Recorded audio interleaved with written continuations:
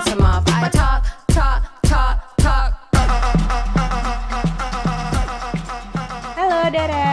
Hai lah. Selamat sore. Sore. Jumpa lagi kita di podcast. Ke- Apa sih namanya kita? Podcast Kejar Paket Pintar. Mudah-mudahan sih beneran bisa Bikin orang pintar. dan kita juga ya. Kita juga. Kita yang paling penting Kita sih. yang paling penting sih tujuannya. Oke, jadi format podcast hari ini tuh adalah rapid news gitu ya. Jadi kita masing-masing gue dan Dara memilih 2-3 berita terbaru ya beberapa minggu inilah beberapa berita yang naik dalam 2 minggu terakhir Oktober ini dan akan kita bahas. Yes. Ya, oke. Aku- Jadi silahkan dulu Dara, apa berita yang mau lo bahas? Kali ini berita tentang salah satu penyanyi Indonesia yang mencoba go internasional. Pasti teman-teman sudah tahu, mungkin Anda juga tahu. Tahu saya. Is America ready for Agnes Mo? Ini artikel ini terbit di Vogue ya. Di Vogue 11 Oktober. Vogue online 11 Oktober.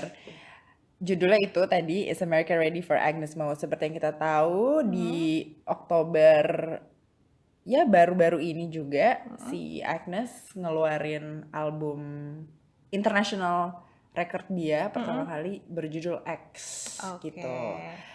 Apa sih Kenapa artinya X? aku entah tuh dia X itu kalau yang gue baca dari beberapa artikel selain Vogue ini bahwa itu confessionnya Agnes bahwa album ini adalah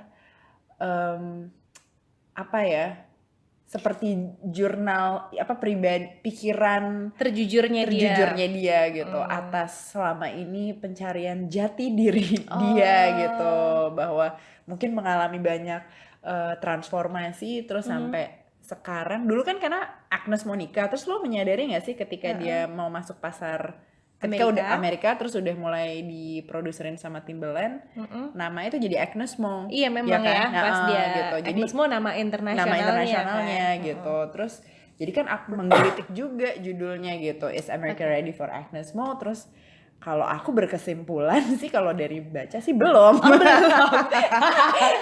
America doesn't ready apa doesn't want?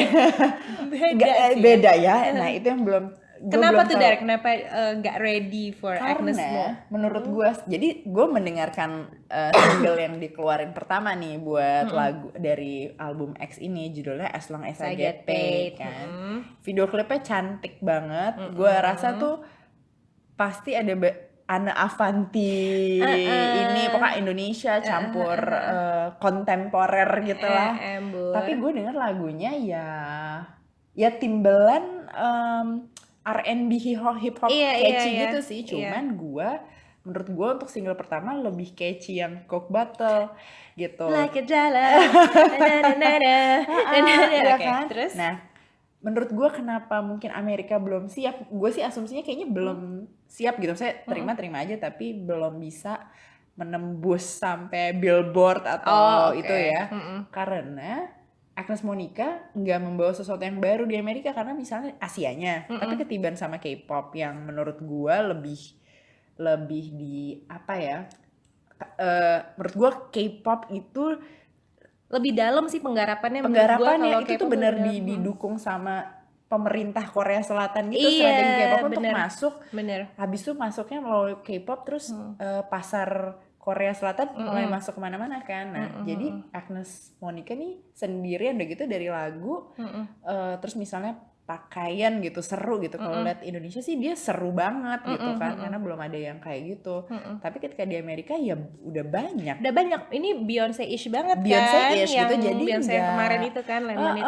Misalnya Nicki Minaj atau apa gitu. Jadi menurut gue agak sulit gitu kalau dia mau mencoba menembusnya nih goalnya sampai mana sih sebetulnya apakah memang asal diterima aja gitu bisa masuk chart internasional gitu tapi kalau sampai terjual laris gue nggak tahu juga ya jangan-jangan Agnes Monica harus evaluasi ulang membaca riset pasarnya lagi apakah beneran ada pasarnya dia di Amerika? Kalau enggak mendingan fokus ke yang ada pasarnya kan gitu. Iya memang.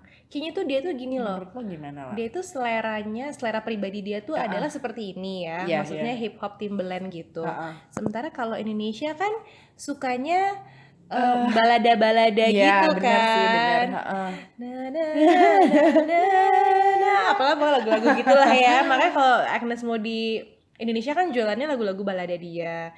Nah, jadi dia mau mengeluarkan apa namanya R&B-nya dia di Indonesia kayaknya nggak diterima Nggak ya, diterima ya. kurang ya. Tapi kalau di Amerika nothing new. Jadi terus gue Serba melihat nanggung. waktu dari dulu dia bilang gue mau go internasional tuh jadi ide gue mesti go internasional tuh udah ke Patrim terus merasa mungkin tanggung jawab ke publik gitu, gue udah ngomong go Iya, internasional. malu dong Malu kalau enggak, enggak, kalau gitu. mudik kan malu. Kalau balik terus nggak jadi gimana gitu. Embur, iya. Padahal menurut gue ya kalau emang nggak ada pasarnya ngapain gitu, udah buang resource banyak kan, pasti Iya, kan iya, dia iya. Jangan maksa ya. nggak usah maksa gitu loh. Jadi sebenarnya bukan is America ready for Agnes Mo, ya. tapi is Agnes Mo ready for America gitu loh. Mungkin Maksudnya ya. lo siap nggak sih nembus Amerika Iya, gitu? gitu. Lo Dan- udah riset yang bener belum? Dan kenapa sih harus Amerika gitu? Bener nggak Kenapa sih nggak? gitu? Kenapa nggak Korea Utara gitu Korea mungkin Utara, ya. Afrika Afrika gitu, kan pasti lo pengen, nggak tahu ya, gue pasti kan pengen laris Iya. albumnya kan, atau cuman pengen dilihat bahwa kayak kebanyakan orang di sini kalau keluar negeri tuh status naik gitu Status kan. iya bener. Apa Tapi cuma kosong gitu kosong ya, gitu kosong. ya. Pulang-pulang ya bawa foto-foto aja aja. tapi nggak Sama kayak Agnes Mo nih menurut gue video klipnya kan ekstravagan, Da Vinci gitu ya. Tapi kosong gitu loh, ya nggak sih, ya lo nggak meninggalkan penuh dengan ornamen-ornamen. Ya udah tapi nggak ada kesan mendalam Iya, gitu nggak ada loh. kesan mendalam. Beda kalau gue nonton video klipnya Sia gitu kan, itu kan kayak rasa emang dipik ada emosinya, emosinya benar, gue gitu, setuju. gak dalam. ini nggak ada emosinya. Ini cantik-cantik ornamen aja. Jadi begitulah artikel pertama dari Kula. Betul, aduh penting banget sih. Penting sih saudara. Oke, sekarang dari gua, Kita masuk ke artikel kedua. artikel gua itu adalah sebenarnya bukan artikel ya, Ya, tapi isu. Oke, Event yang terjadi baru saja kemarin karena sekarang tanggal 17 Oktober. ya. Yaitu pelantikan Anies Baswedan dan Sandiaga Uno jadi Oh my God, gubernur ya. dan wakil gubernur DKI. Selamat ya La, gue kan warga Depok. Warga Depok ya. Cinere gue, Jawa Kamu Barat. nggak Ini nyoblos ya, ya, Mak? Tapi lo kalau nyoblos lo bakal nyoblos siapa kemarin? Ahok sih. Ahok, iya. Gue juga nyoblos Ahok. Oke, jadi sebelumnya gue menerangkan posisi gue dulu ya. Iya. Gue nih milih Ahok. Ya. Jadi gue kemarin nyoblos Ahok, tapi gue nggak bisa dibilang Ahokers karena gue nggak fanatik. Ya. Jadi Ya. gue mendukung Ahok dan gue itu nggak menerima dia di kriminalisasi dengan ucapan Al-Maidahnya itu, dan gue juga merasa dia di penjara itu nggak fair karena pasal yang menjerat itu pasal karet. Tapi apakah dibilang gue ngefans banget sama Ahok sebagai gubernur? Enggak juga. Dari dulu tuh gue merasa biasa-biasa aja karena dulu mungkin gue nggak terlalu ngikutin sepak terjangnya gitu. Yang gue ikutin kan hanya berita-berita sepotong atau cerita-cerita viral atau video-video viral yang sepotong-sepotong gitu dari media sosial, tapi gue nggak mengikuti sepak terjangnya secara utuh gitu. Sekarang setelah gue woke, Lo riset lebih mendalam ya, riset kenapa harus kusukai Ahok ini ya. gitu tentang Ahok, dan gue denger cerita-cerita fullnya, ya gue semakin netral aja sama dia. Maksud gue dia manusia biasa gitu ya, dia mungkin tegas, mungkin punya integritas, tapi gue juga harus akui mulutnya itu kadang kelewatan, memang emosinya memang kelewatan. Terus gue nggak setuju sama reklamasi, jadi ya kayak lah gitu loh. Gue nggak bisa menyebut diri gue Ahokers Tapi gitu karena fanatik. pilihannya hanya itu, Jadi memang karena di mana-mana pemilu gitu ya, pemilihan pemimpin tuh emang konsepnya always pick lesser of the evil Iya, gitu loh lesser. kan, nggak ada yang Nggak ada yang malaikat banget banget. gitu kan, kayak Iya, ya lo iya. pilih yang paling mending deh gitu kan. Oke, Heeh. menurut gue kemarin Ahok dan Anies ya menurut penilaian gue yang paling mending ya Ahok lah gitu. Oke. Terus Iya, iya. misalnya nanti Jokowi sama siapa gitu kan, ya Nanti udah, lihat lagi ya. lihat lagi lah siapa yang paling mendingan lah gitu, lesser of the evil aja begitu. Nah tapi dulu pas zaman pilkada gue juga tersulut, maksudnya sempet ngomel-ngomel lah di Iya. sosmed ya seperti netizen basic lainnya gitu.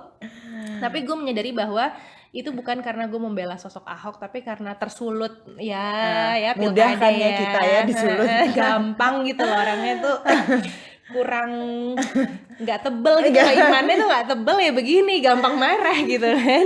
Jadi gitu, gue itu sempet lah panas-panas lah pas pilkada. Everybody sempet panas, tapi gue lebih panas sama kubu-kubunya sebenarnya Iya, gitu. iya. Dan terus Ngelihat mereka tuh fanatik sehingga buta gitu ya. terus menjelek-jelekan Ahok, terus gue yang bakal nyoblos Ahok kan terpancing juga Iya. ya. Nah tapi sekarang ini gue melihat sangat netral gitu. Ahok bukan netral sih, ya jernih gitu ya, kayak Oke. Ahok ya udah dia nggak seheroik itu kok gitu. Iya. Anies ya nggak sebusuk itu juga, Iya. come on, he's not Hitler gitu Iya, loh, nggak iya. usah lo Iya. nggak usah lo uak-uak banget gitu. Ya udah, jadi posisi gue seperti itu. Maka di pelantikan kemarin Lo gue mulai mengamati dong. gue dan gue menerima aja sih Anies sebagai gubernur. Iya. Gue Ya udah sih, ya emang kan udah kita emang pilihan. orangnya males-males gitu ya, submisif aja kan, ya Ya udah udah dipilih gitu. mayoritas itu kan. Jadi gue udah cukup menerima lah Anies sebagai gubernur. Terus Berikanlah dia kesempatan ya. berikanlah dia kesempatan gitu. Untuk Ahok ya yang sangat gue sayangkan adalah ya dia di penjara. Jadi gitu. Jadi bukan masalah kenapa Ahok kalah, bukan kalah, tapi kalau dia kalah ya sudah, tapi gue menyayangkan dia di penjara gitu. Setuju. Oke, nah terus untuk topik ini gue tuh mau ngebahas beberapa blunder di acara pelantikan kemarin. Lo nonton nggak? Gua sejujurnya tuh nggak nonton, jadi gue hanya pokoknya karena gue kemarin pergi-pergi keluar kota, terus ribet sama urusan sendiri, gue cuman ngeliatnya dari sosial media teman-teman Oke. sendiri sih. Jadi ketika udah mulai meme, terus komen pasang status ya. Iya. Nah, Ini duh sorry ya gue nih batuk Game of nih, Thrones Mak. is coming lagi gitu Game kan. of Thrones is coming, mati nih. Jadi Jadi gimana blundernya? blundernya adalah ini gue nonton Iya. nonton acara pelantikannya tapi sepotong-sepotong, jadi nggak full gitu. Iya.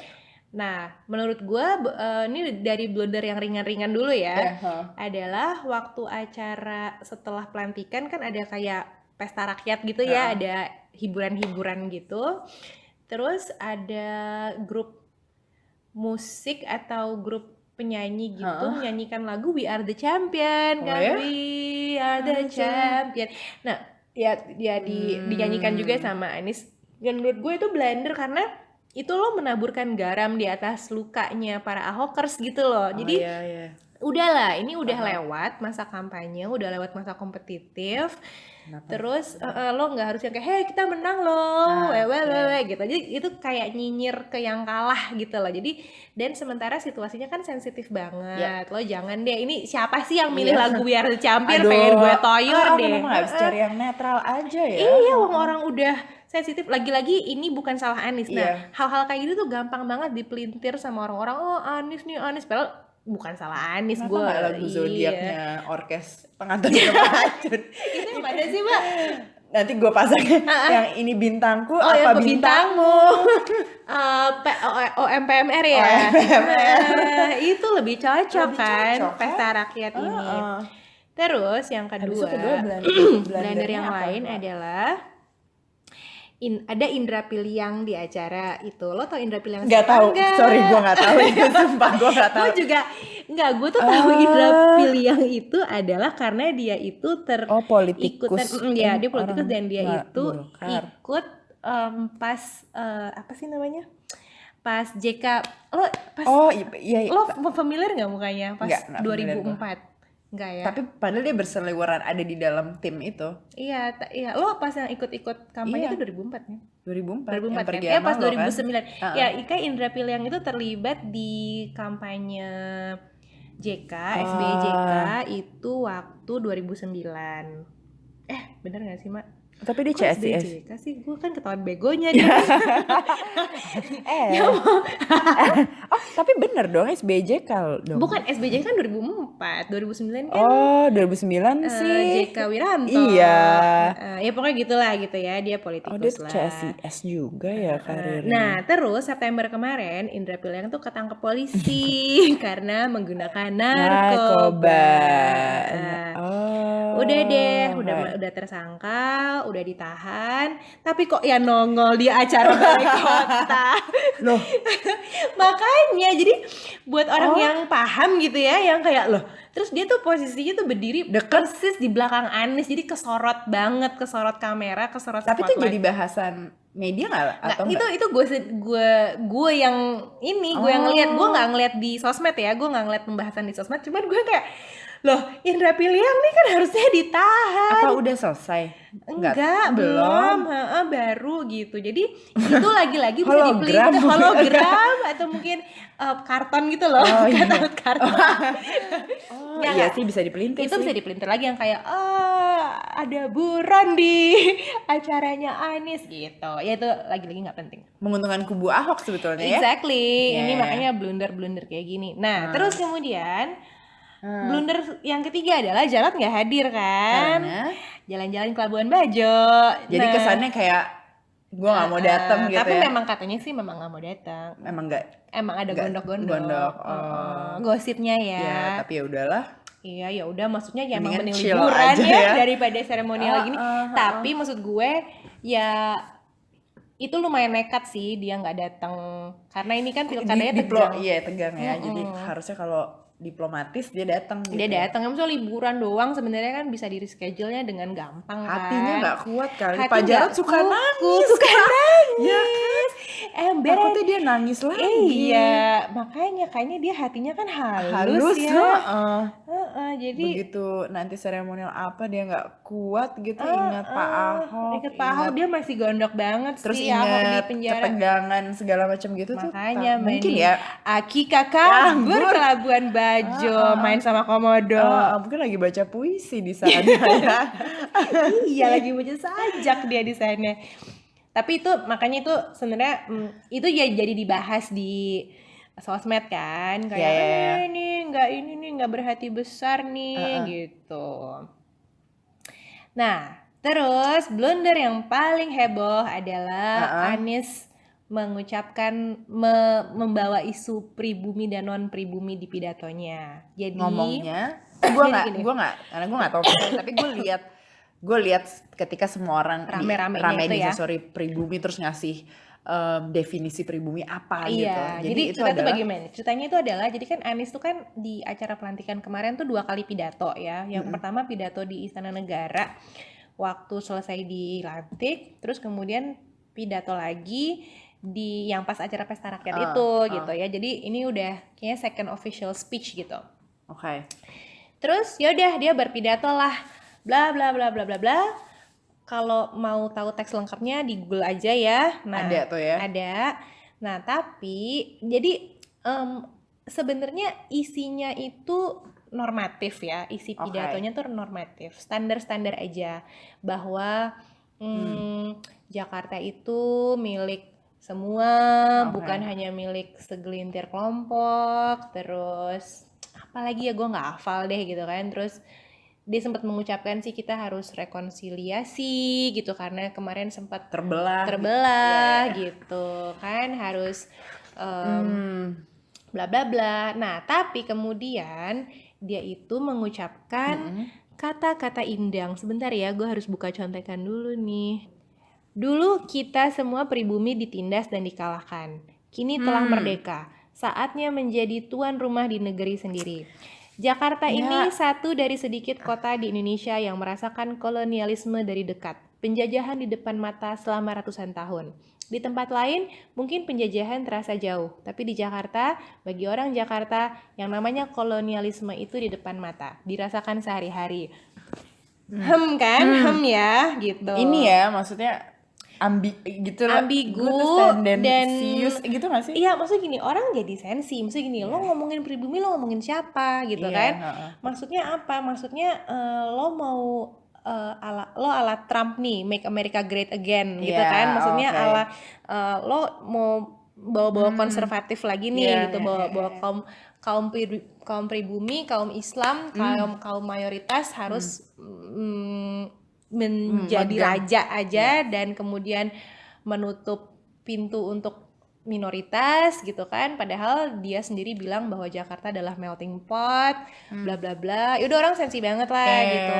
Terus udah gitu dan kebetulan lawannya lawannya kan Chinoa. dan yang selalu Iya. jadi isu gitu Kalau ya. jadi isu, jadi banyak Iya lah sih, banyak. kebayang Ini di dan ini yang masih dipelintir terus. di sosmed mah ramenya minta ampun, yang bilang ya lo sendiri Arab gitu loh, lo Arab sosok Aduh, bilang gue capek banget pribumi sih. gitu kan, lo ngomong pribumi jadi tuan rumah sendiri ya, lo Gue sendiri agak capek Arab, sih ya, maksudnya, ember gitu. Terus udah deh, lo kalau buka Twitter muntah darah sih darah. Gue waktu dikasih tau isu, Anies tuh nyebut pribumi, oh ya biasa aja, tapi begitu, maksudnya ya gue bilang ya agak bego sih, dia ngomong gitu. Tapi terus kemudian pas gue masuk Twitter, gue muntah darah sih betapa orang sangat kayak dan sempat ada instruksi presiden tahun 98 zamannya Habibie gitu, bahwa udah nggak boleh pakai kata pribumi dan non pribumi lagi gitu. Kita tuh udah nggak boleh menggunakan kata pribumi dan non pribumi orang-orang di di pemerintahan karena menyinggung gitu kan. Itu kan habis kerusuhan 98 tuh gitu. Berarti akan ada ketika dia nggak ada sanksi gitu, nggak ada sanksi, tapi maksudnya instruksi presiden ini nggak ada sanksi sih, ini kayak cuma instruksi doang. Pak Anies tapi keselibet. tapi urusannya ini dikeluarin kan, maksudnya orang-orang hukum tuh yang anti Anies dia tuh jadi langsung gitu. Ada lagi argumen bilang bahwa ya lo harus baca konteksnya dong, Anies tuh ngomong ini kok, ngomongnya maksudnya di masa lalu kolonial, kok, maksudnya gue nangkep sih ketika tadi lo bacain terus maksudnya dia ngomongin soal masa lalu kok di zaman penjajahan, bahwa pribumi gini. Tapi terus dia sambungin sih sama zaman sekarang gitu. Jadi emang ambigu gitu loh ngomongnya gitu kan. Jadi terus menurut gue juga isu kata-kata pribumi ini adalah Al-Maidahnya Anies gitu loh. Jadi kalau dulu Ahok slipnya soal omongan Al-Maidah, ini Anies nih udah slip nih, baru juga sehari jadi gubernur gitu, dia udah slip. Walaupun tapi gue rasa nggak bisa sampai dijatuhkan ala Ahok gitu karena Ahok tuh dari dulu udah banyak yang sensi, plus dia minoritas. Iya, jadi mayoritas. Iya. Mungkin didoain nanti ada marching lagi, doa bersama untuk Pak Anies. Aduh. Gitu. Capek nggak lo? Capek gila. Tapi ya mari lihat aja ya. Iya, nanti memang. gimana nih Jakarta. Kalau kata temen gue, memang Bapak Anies Baswedan nih kalau lagi pidato tuh suka kebawa orasi gitu loh, dia suka kebawa.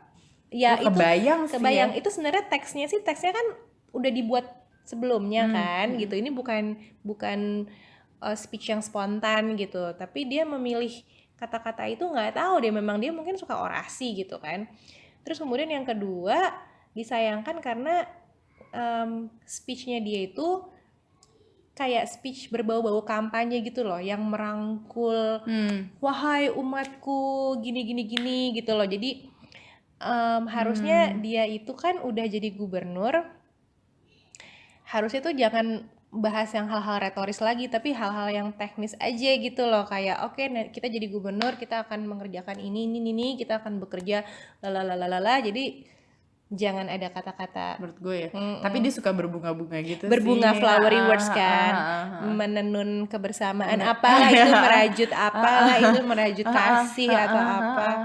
Emang ada yang bilang bahwa memang penggunaan kata pribumi itu sengaja gitu ya, dengan pesan gini, wahai pemilihku, para mayoritas, kaum Islam, geng 212, I still got your back man, gitu loh. Masih ada pesan kayak gitu yang kayak don't worry man, majority gue nggak akan lupa sama lo, majority pribumi, majority Islam, I still got your back gitu. Ada yang bilang kayak gitu. Jadi mensecure posisi itu gitu, terutama untuk 2019. Oh my goodness. Iya. Nah, oke, tapi kesimpulan terakhir gue untuk isu ini adalah lagi-lagi kita itu kritis boleh. Kita melihat Anies Baswedan, dia ngomong kayak gitu, dia memilih kata-kata itu, memakai konteks itu untuk pidatonya, kita boleh kritis. Tapi gue tuh enek banget sama netizen sih, Dar.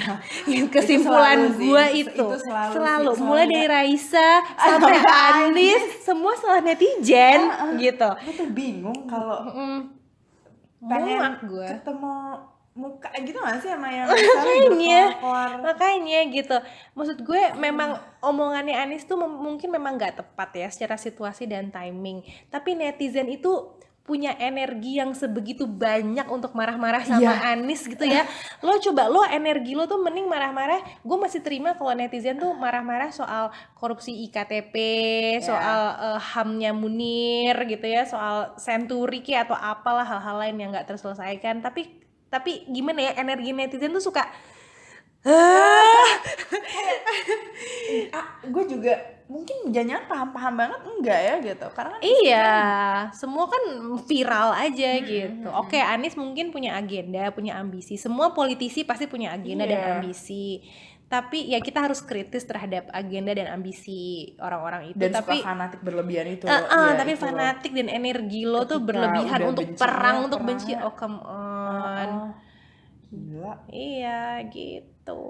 Begitu deh. Capek ya. Sebel kan, baru Gua juga harus- sehari pelantikan nih udah. Gue harus rame. menenangkan berita ini dengan berita selanjutnya. Apa coba? Tenangkan hatiku yang panas ini, Dar. Iya. Dar ngomongnya agak dekat Oh ya. sedikit mungkin. Jadi di tanggal 3 Oktober Kompas Entertainment sini, jadi kayak sedikit supaya mudah-mudahan menghibur ya, bahwa ada pernyataan kangen band adalah aset negara. Wow. Emang iya sih. Iya sih. Andika tuh kayak the hidden treasure of Asia. Ngomongin intermezzo dari artikel ya, lo ingat gak sih waktu Andika kangen band ditahan karena narkoba?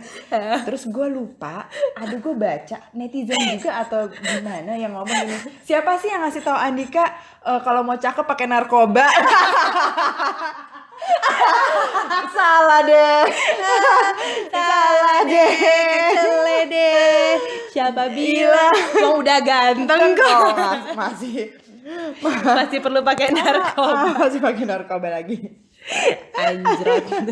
Jadi si berita itu mengabarkan bahwa Kangen Band nih lagi menuntut satu label, record label yang menaungi mereka, bahwa royaltinya tuh kok nggak sesuai dengan yang seharusnya gitu, bahwa mereka kayak cuma dibayar 70 juta sekian gitu, tapi mereka melihat di karaoke itu ada lagunya mereka, YouTube pakai ringtone segala macam gitu. Terus pengacara yang ditunjuk kan lagi-lagi pengacara tuh suka berlebihan kan. Mungkin memang semua sekolah teater deh gue rasa tuh belajar dramaturgi gitu loh.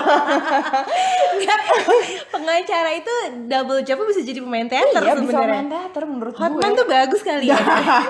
Makanya cocok sama Meriam Bellina. Iya, jadi ada pernyataan bahwa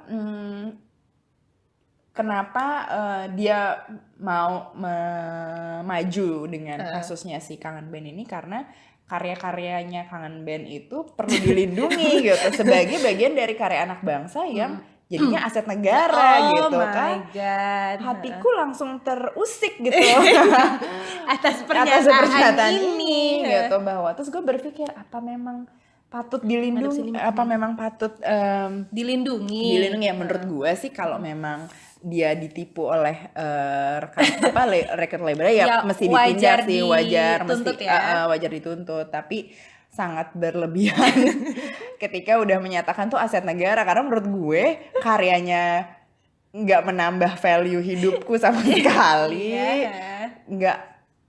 nggak otentik. Tapi ya marilah gitu, kita nggak tahu juga ya kalau misalnya nanti hasilnya apa gitu. Mudah-mudahan ada kedamaian di hatinya Andika. Oke, nah berita gue yang berikutnya adalah lagi-lagi ini bukan berita tapi isu. Ya, berita sih, yaitu waktu Jokowi kemarin datang ke festival musik apa sih? Gue sampai lupa nama festival musiknya. Synchronize Fest. Iya, jadi Jokowi itu kan presiden yang sangat milenial ya belakangan ini ya. Gue tuh termasuk orang yang tapi sejujurnya gue termasuk orang yang mulai nggak nyaman kalau Jokowi terlalu sibuk terjun ke dunia generasi milenial. Contohnya hobi banget ngevlog, hobi banget ke festival-festival musik gitu ya. Ini loh dia tuh pernah, kalau nggak salah dia dulu ketemu pas ketemu Raja Salman kalau nggak salah ya. Dia ngevlog gitu. Terus marah loh ininya, ajudannya Raja Salman kayak apaan sih lo gitu loh. Terus jadi memperlambat protokoler gitu loh. Nah, memang Jokowi adalah presiden Indonesia yang paling sadar akan media presence dan pentingnya meraih simpati publik. Karena dia menang dari situ sih ya. Dari situ. Memang Jokowi itu bukan presiden yang sempurna, tapi memang dia itu kayak angin segar gitu kadar karena dia itu bukan dari militer, terus penampakannya tuh sederhana, terus kayak turun tangan gitu kan, hobi belusukan.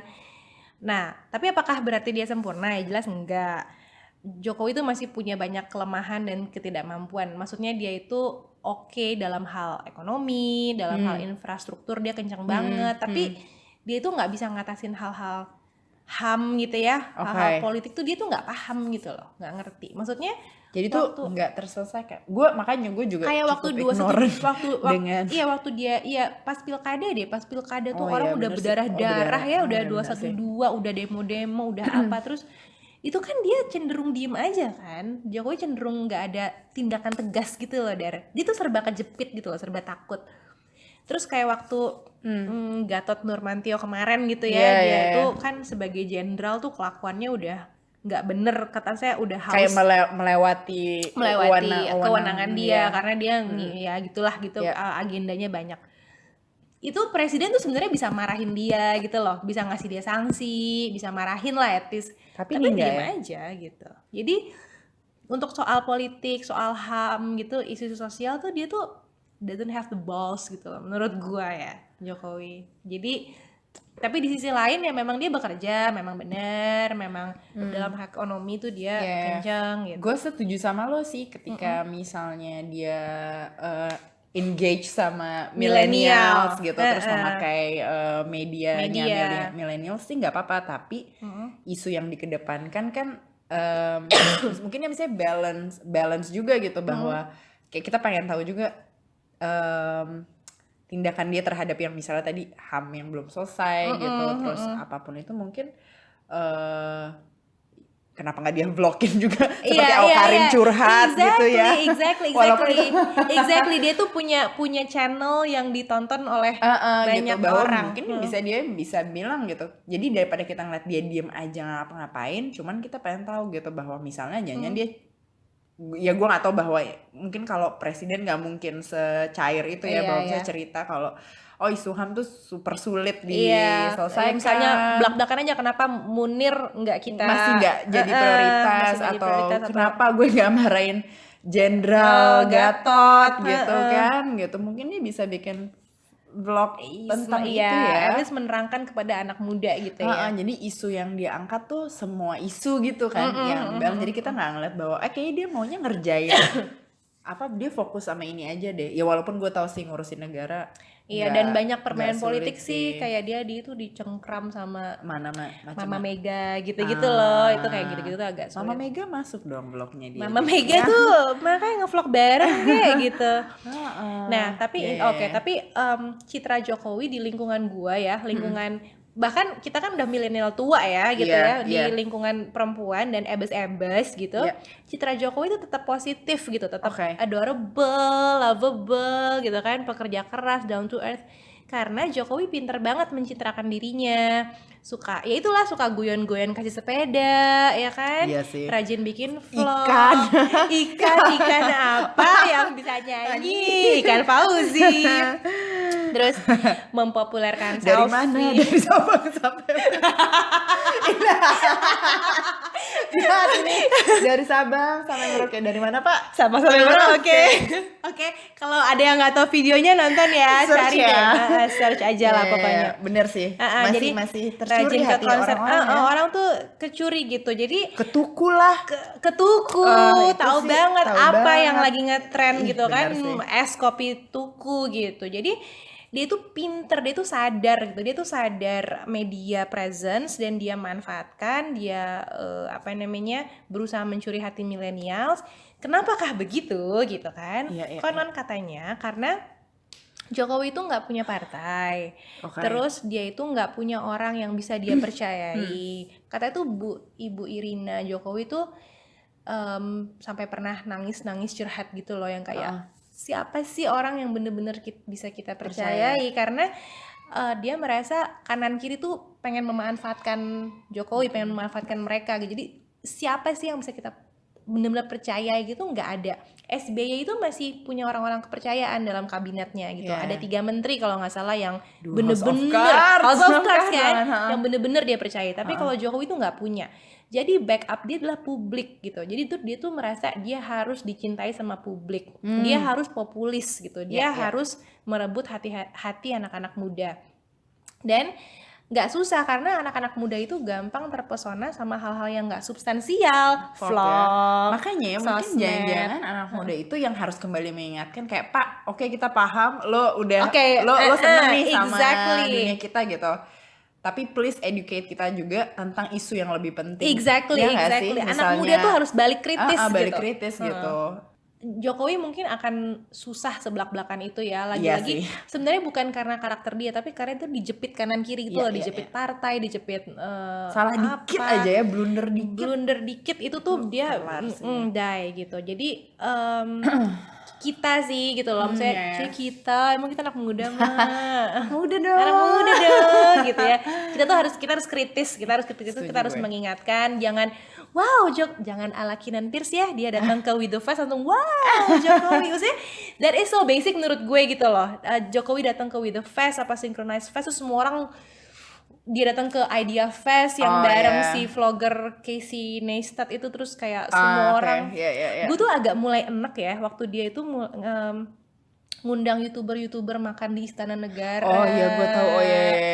Yang apa sih, Andovi bersaudara. Itu tuh Seneng ya sama Doi bersaudara ya, kesel gitu. itu menurut gue ya apose gitu loh, apose Kokondao lo menyelipkan agenda itu. Udahlah Pak gitu loh menurut gue. Oke, we get it gitu.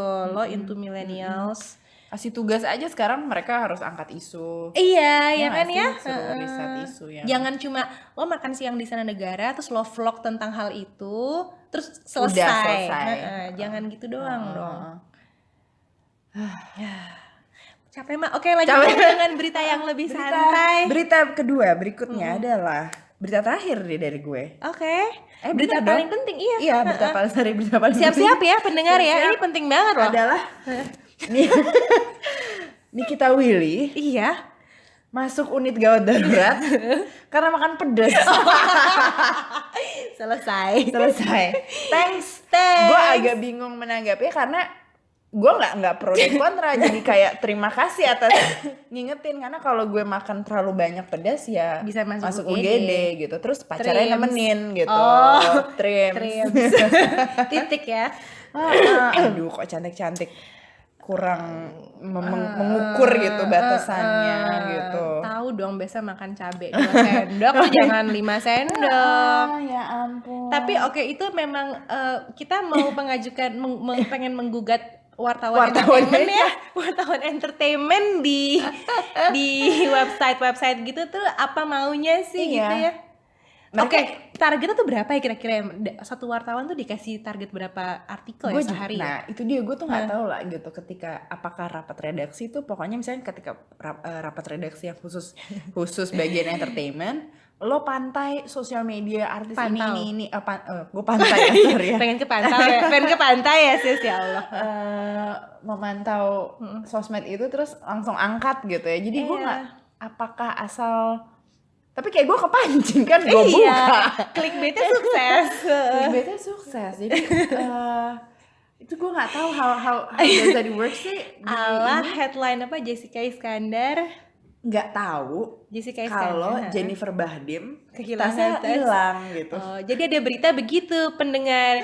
Jessica Iskandar tidak tahu bahwa tasnya Jennifer Bahdim hilang. Titik. Oh, udah, itu judulnya sekaligus artikelnya. Pusing gua. Aduh. Apakah Kalau nggak tahu terus gimana kira-kira hidupnya Dar? iya gitu. Jadi lo kebayang nggak sih obrolan yang kayak ketika artikelnya naik, terus Jennifer naik, kok lo bisa nggak tahu sih pas gue hilang Temen macam apa gitu kan. Jadi gue juga agak bingung nih kontribusi media mengabarkan berita seperti itu gitu. Terus itu kemaslahatannya apa gitu ya. atau terus kalau orang yang membaca kenapa dia membaca gitu. Kalau gue mungkin jenuh juga sih, jadi pengen tahu kenapa sih Nikita Willy gitu Masuk UGD gitu kan. Oke deh. Tak terasa 40 menit lagi Iya. ngemeng. Pengen ngemeng 20 menit. Tapi sulit ya. Sulit nih kalau udah bacot-bacot nggak berbasis nih, enak aja ya. Project ngemeng ini memang Project ngemeng ini nggak luar bisa biasa. di stop deh. Oke, minggu depan insya Allah nggak ngemeng-ngemeng kita kok Dar. Iya, besok kita ada rencana ingin Pembacaan. pembacaan ya. Pembacaan karya sastra. Ya, mungkin bisa dibikin musikalisasi puisi dari situ. Oke, lo pada ukulele. Iya. Pokoknya insya Allah berikutnya ini ya, bukan ngemeng-ngemeng gini kok. Pembacaan curhat karya sastra. Oke, ditunggu ya. Terima kasih. Dadah.